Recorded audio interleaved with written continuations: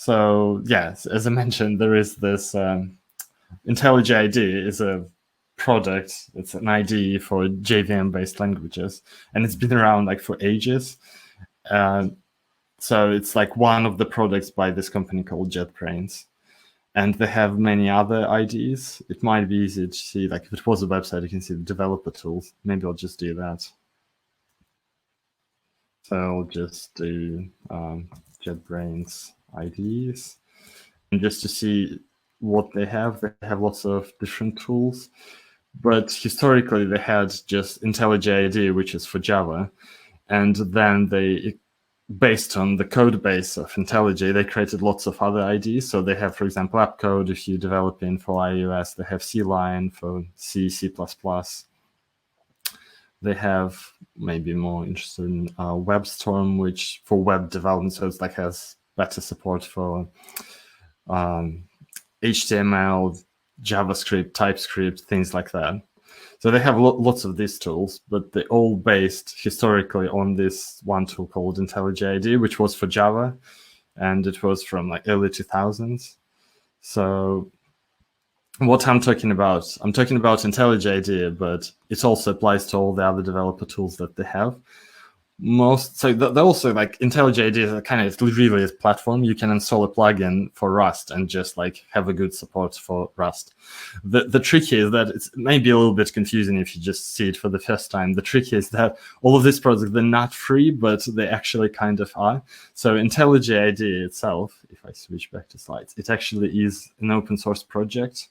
So it's like Apache 2 license, it's all on GitHub, and JetBrains, they just publish source code. So you can take this for free and use it forever. They keep it up to date, so that's all good. So for example, the example I gave with Rust, you can install IntelliJ Community and then install Rust plugin, and you will have like really kind of powerful environment for developing, for writing Rust code.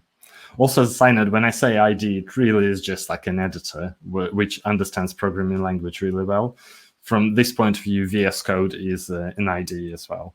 Just people kind of stopped using this term, but yeah, that's what it is.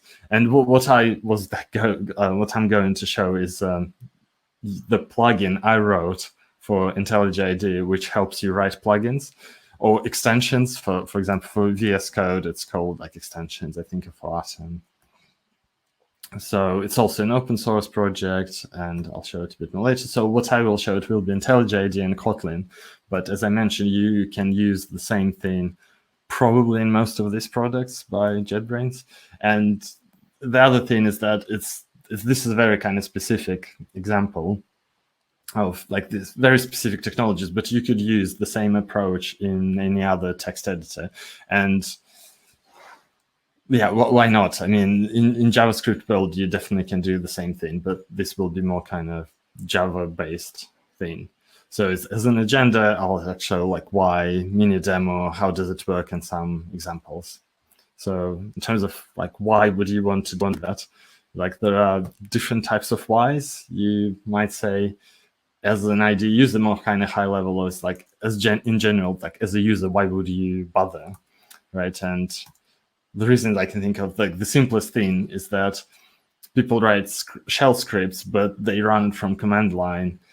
Instead of that, you could integrate your scripts into some shortcuts you can press in your code editor, or like integrate it with UI elements. For example, you can see like the current selection in the text editor. So you can basically have more powerful scripts just in your editor or in your IDE.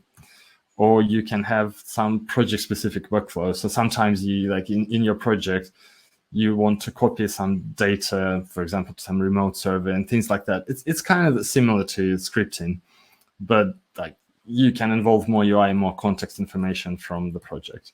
And you can also add missing features to your text editor or IDE. So some of the features you might be able to add yourself relatively easy. It's not always the case, but that's one of the things I've done.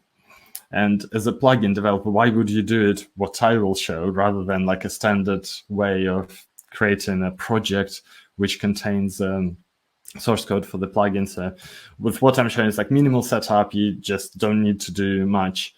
Don't need a special project or anything. It's faster feedback loop, and it's kind of easier to program.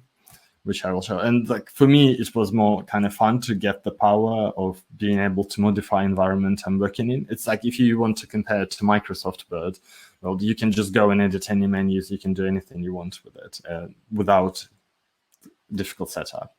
So as a mini demo, I'll just switch to IntelliJ IDEA. So that's the thing I was talking about. So this IntelliJ IDEA. This project, it has nothing to do with Durant. It could be any other project. So once you maybe go to settings, you can see in plugins, there will be Live plugin. So I have it installed. Everything is a little bit slow. I bet it's because of screen sharing. That's the plugin you can install there. And after you install it, you get this panel on the right. That's the panel. And there will be already examples after you install it, but I'll just do Hello World example. There are two programming languages you can use, Groovy or Kotlin. I'll use Kotlin. And there is kind of a bunch of text here, which I will delete. And also, I will switch to presentation mode, so everything is really big. So I'll type here something like this, hello, goodbye.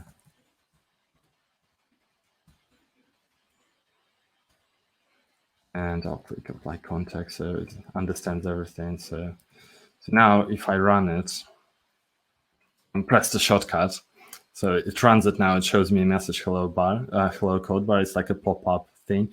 Guess it's kind of similar to what you can do in the browser when you go to DevTools and just print something to console.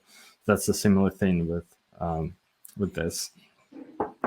So that's like the basic hello world. And here, if I go back to presentation, I can see, so if you're not familiar with this idea, so it's basically a code editor. And I will clear this.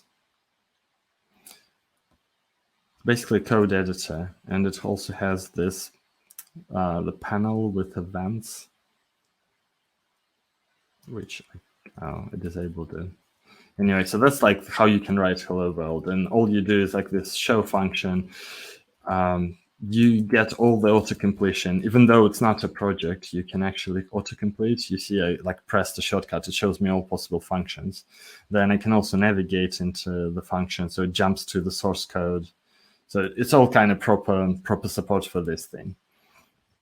So you can also see this function, it comes from the Live plugin itself, so it's not part of like IntelliJ. What you can do here, though, you have few variables which are available right now here. So one of them is project. And you can say the current project name. So what's going on here, just to step back, this is a Kotlin source code. And I'm calling a function called hello, and I'm passing a string into that function.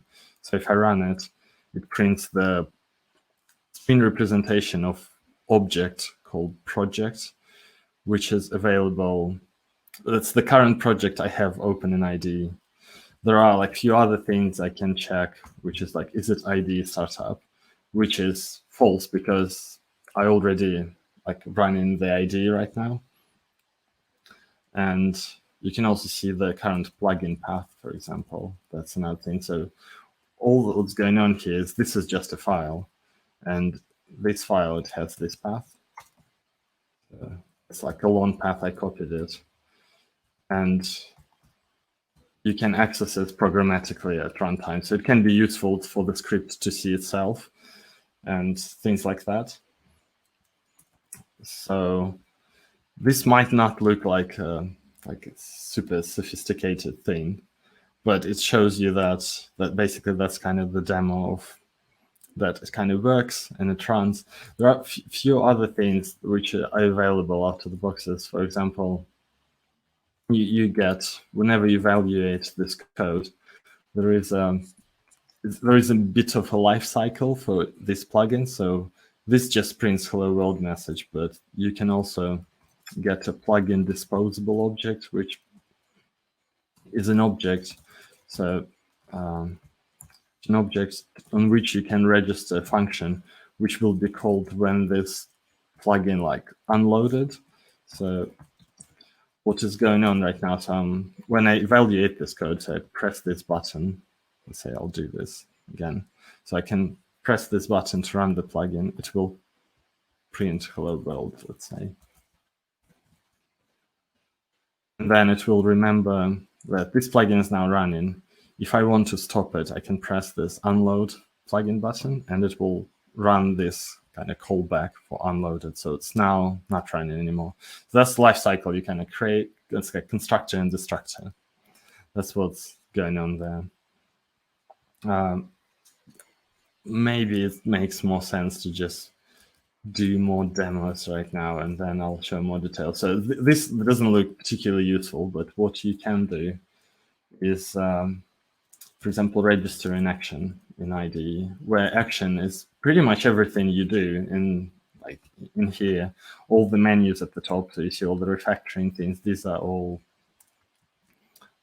actions, and so you can say this is an action. Let's say call it hello. This will be the name of the action. It will. So let's give it an ID, and that's going to be a named parameter. And then it can have a keystroke, something, let's say something complicated, so it doesn't clash with other things. Control-Alt-Shift-T with this, and then side action, we can say show hello world. It's like a bit more complicated way of doing hello world. So if I run it now, we won't see anything. So you see this progress bar. Maybe I sometimes do this, print a message, so I can see that the plugin was reloaded. So now I'll get a message, reloaded plugin. And we will now have an action. When I press this keystroke, it should say hello world. Well, let me try that. So yeah, this worked. You can also find this action similar to VS Code or something. You can search for all available actions in ID. So that's the dialog I opened. If I can help, find action, and I can type hello. And it should find the action which we just registered. So yeah, that's the action, and it also shows me the shortcut, so I can press enter, and so it runs now from here. That's like the basic of doing hello world action. So it's it has access to other things. So what's going on here? This is a function which is kind of part of the life plugin, but it actually plugs into IDE. And there are a few other things we can do. Like one thing we can do is to specify, for example, a group of these actions. And if I put it like tools menu, I think, then this action will appear in the tools. Now we have hello in the main toolbar. We have hello action. So if I click it there, it shows hello world. And this is where it becomes handy to know that you can load and unload plugins at runtime. So right now you can see this plugin is loaded because there is a stop button. So if I do unload, so right now it's in the menu. If I do unload, it will disappear from the menu. So now it's gone. And if I run it, it will appear in the menu. So it's all dynamic. It's all available there. You can do other things. And I mean, you can do other things, like there are other names for other menus. So you can add actions to, you can add these actions to like many places in IDE, for example, in like version control toolbar or somewhere like that. So I'll skip this for now. The other interesting thing is that when you register an action, you get an event back. So let's print it like this. Now, this is an action event object, and that's just like not very helpful representation, but you can also from the event, you can get the current project, for example. So if I run this now, so you can see that it prints the project, hello, and the whole project. And what project means, it's an object which represents everything you kind of have in your project. So you can find all the files and things like that. So that's, yeah, so that's kind of a useful thing to have.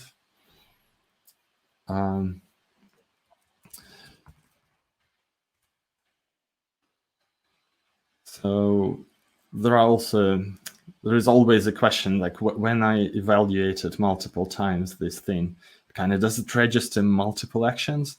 And the answer is no. It's like every time this code runs, it like unloads the old action and loads a new one. That's why when I search for hello, there is only one action here, because it always kind of deletes the old action and adds a new one. So that's fine. And like, there are a few things you can kind of do once you have an event. So another useful thing might be like to show something a bit more pragmatic. You can get access to the current editor.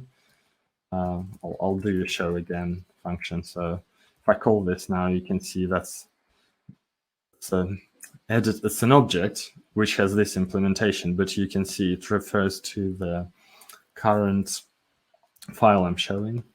So in here, we can also get, for example, on this editor, we can get a document and object, and document will have text. Here, there's a bit of Kotlin thing, because this syntax in Kotlin means that the editor, it can be null or can be an object, and we cannot be sure. So that's why there is this syntax of question mark dot. So anyway, after reloading it, I can see that like I'm now printing the source code of the file I'm in. So this is like event edit document text, and this is what we see on the screen. So it's like the file which reads itself, basically.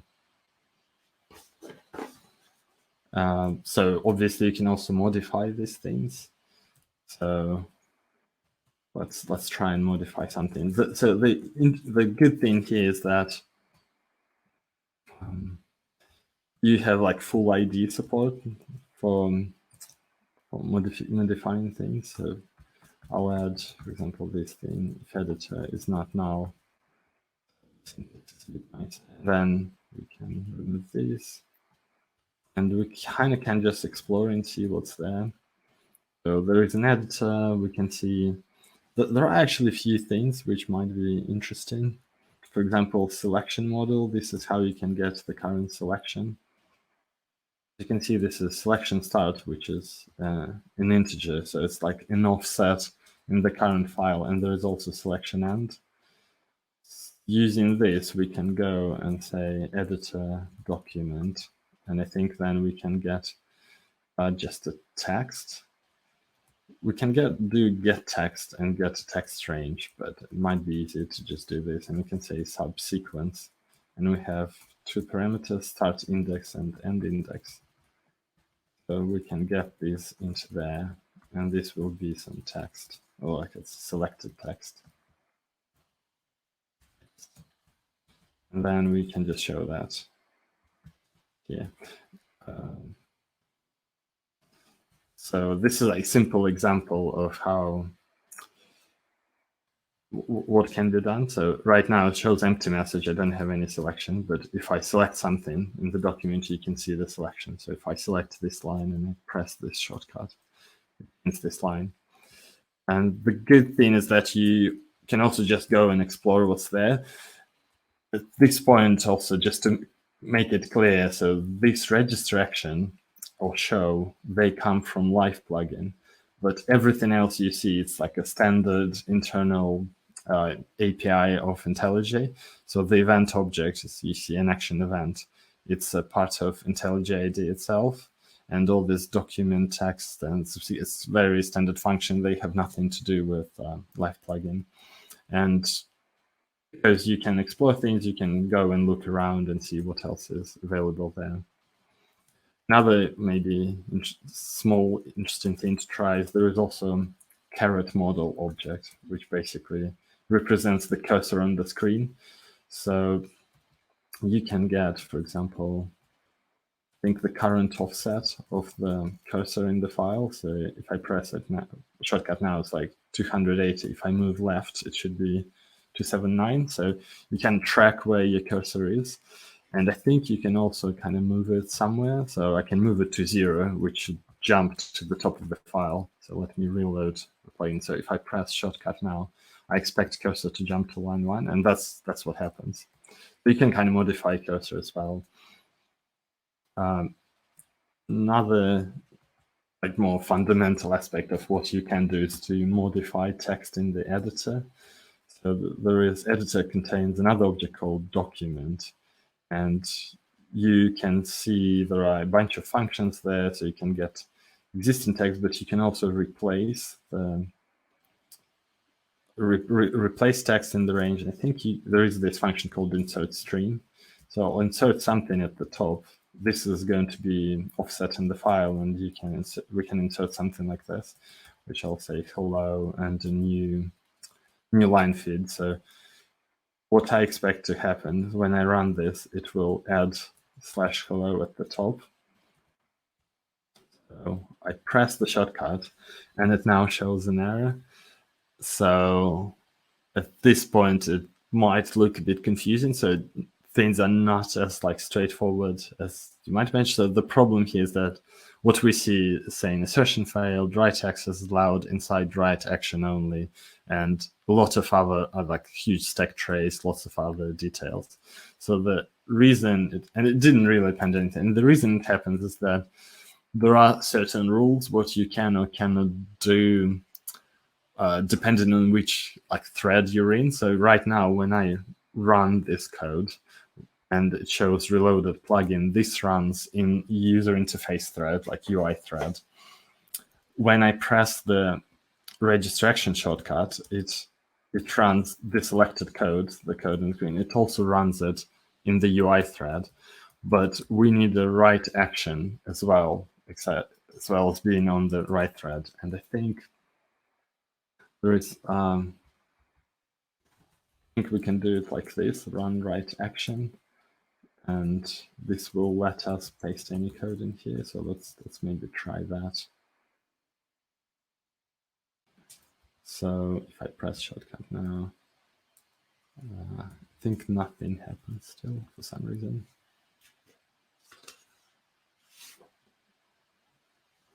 I think really what's going on is that it doesn't need, it's not just write action, it also needs to be an undoable command. Let me try this. I'm not sure why it's not doing anything. I would expect it to fail again some way. I know what's a good way to do this. That's what I would do, because there are always there are examples, and there is example with the text editor.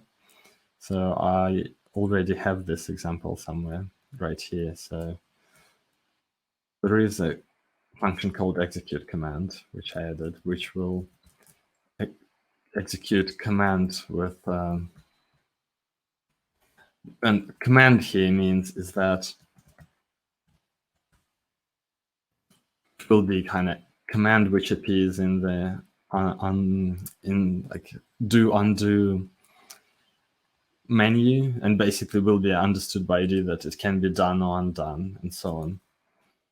So I'll edit like this. I'll specify project. Maybe I say description hello, and I'll say project definites. Then there will be this callback. If we wrap the editing into this, this should definitely work now. So it's reloaded, and when I press shortcut, it kind of said in hello at the top. And the interesting thing, if I go to the edit menu, it says undo hello command. So that's the example how can you modify text in a file. It's like, I wish it was just this one line on line 14, but unfortunately it's more complicated because of the API probably wasn't designed to be easily used from anywhere. It's a little bit more internal API than some others, I think, but still it's not too complicated and kind of makes sense. So that's just an example of how can you change basically text in the editor, and compare given that you can determine what the selection is in the editor and so on, you can, for example, modify it to be uppercase, or look it up on the internet, so you can integrate this thing with many other tools basically. So talking about integration, since I mentioned command line things, there is also it's a part of Live plugin. There is a function to run shell command or shell script. Maybe I'll start with just a command and just show. And the simplest thing might be to say echo 3 and then show the result of that. If I reload it and run, doesn't really show anything. Maybe I should print it out.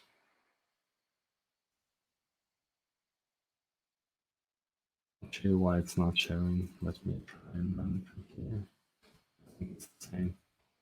Maybe I should try a script. Yeah, so now it does print 1 to 3. And so yeah, that's an example how you can run any shell script. You can do like ls or use some aliases. So if I run this now, it prints the current folder with all the details. So from here, you can just call your own scripts basically, just like that. The thing is that, so let me convert it to raw string, which will make it multi-line, so you can do this kind of things in Kotlin. The thing is that usually, so if the echo 1 to 3, echo 6, and in between there will be sleep for 2 seconds. This is going to be quite slow, so I reevaluated this plugin, and then if I press this shortcut, it's kind of going to freeze my screen for a few seconds. That's not ideal, because, and this is because there is a sleep in the middle. You can see that the output was 1, 2, 3, 4, 5, 6. That makes sense, but the sleep in the middle is not ideal. And that's related to what I mentioned before, that this, when I press shortcut, this code runs on user interface thread, and then it runs a shell script, which sleeps for 2 seconds. And that's why I cannot click on anything, because this thread is not handling UI events anymore. So the solution might be, so let me maybe spec this into variable, mini refactoring. So this is going to be, what have I done? I closed it accidentally. This is the shell script it runs. This type of command results. So maybe let's just take std out.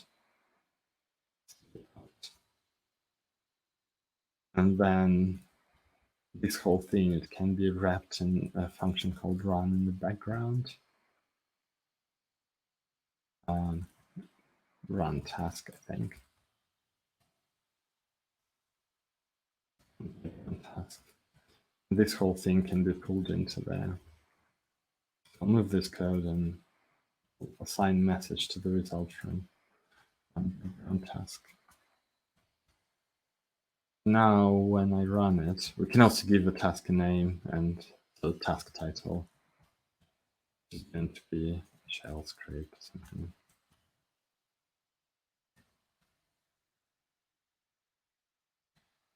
I should do update. If I run this now, you can see there is this background command,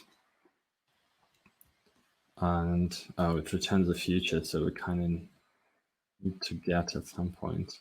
Maybe we should show the message writing. Okay.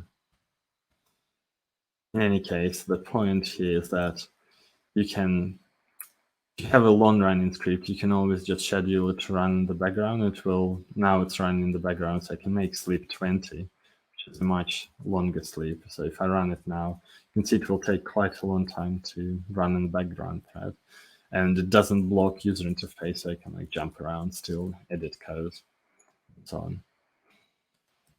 So all of these functions, the run shell is part of Live plugin, but I can show what it does. So that's the whole source code for it. It's quite small. So if you kind of know Kotlin and Java, you can easily write this thing yourself, basically. Also, not sure what else can be quite interesting to see. So maybe a bit more visual things, which, for example, creating a tool window. There are like 2 types of tool windows you can create for projects and for IDEA, because you can have like multiple projects open, and that's, if you want a tool window which appears in all projects, that will be another function. But here, let's say I'll create hello, then it wants a component, so create just a label. So IntelliJ IDEA is basically, it's a Java application and it runs using this UI framework called Swing. So this is why it's called Swing. It's JavaX, it's extended Java and then Swing. I'll import this package so this label saying hello. That's pretty much it. So if I run this now, I don't even need the action anymore. If I run this now, we should see the tool window. I think I'll have to, can I find tool window? Yeah, I can find it like that. So that's the tool window which was just created. And if I change, let's comment this out. So let's say exclamation marks to here, then I can open the tool window and do the update. So that's like a proper user interface change. Maybe if I leave presentation mode, it might make a bit more sense what's going on. I leave it now so that you can see this tool window appeared on the right-hand side. And it says hello. And we can kind of, obviously you can create more components here. So this will be components like more user interface things. So there is also a user interface for that. Not user interface, there is like a small DSL to do that. To know how interesting that is, you can look it up really if you are into this. There is some Kotlin DSL for creating Swing components, which kind of looks like the Compose for desktop in some ways. So that's a nicer thing. Also, in terms of usual user interface things, there is another which I use quite often, which is if you remember the actions, when the registered action, it's this action, that's exclamation marks. So the actions, they can be grouped in a pop-ups. So there are action groups. So let's say pop-up action group, give it a name, let's say foo, because it's hard to think. And then we can list a bunch of other actions. For example, this action is the action 1. And the action 2, and we can add them both. 2 is showing 1 on 1. We can both add them to the list of pop-up action foo, and then we can say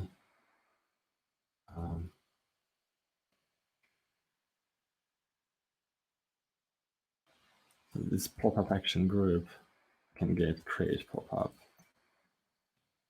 And by pop-up, it means it will be a pop-up window. I don't think it will work from here though. Let's try it anyway. So yeah, it does complain about a bunch of things. So it should be hello 1 and 2 in the first place. And create pop-up, it won't be able to show it. So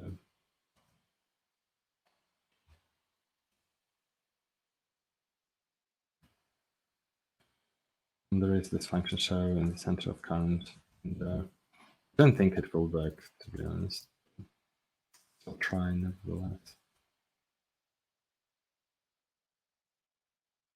Yeah, it did work after all.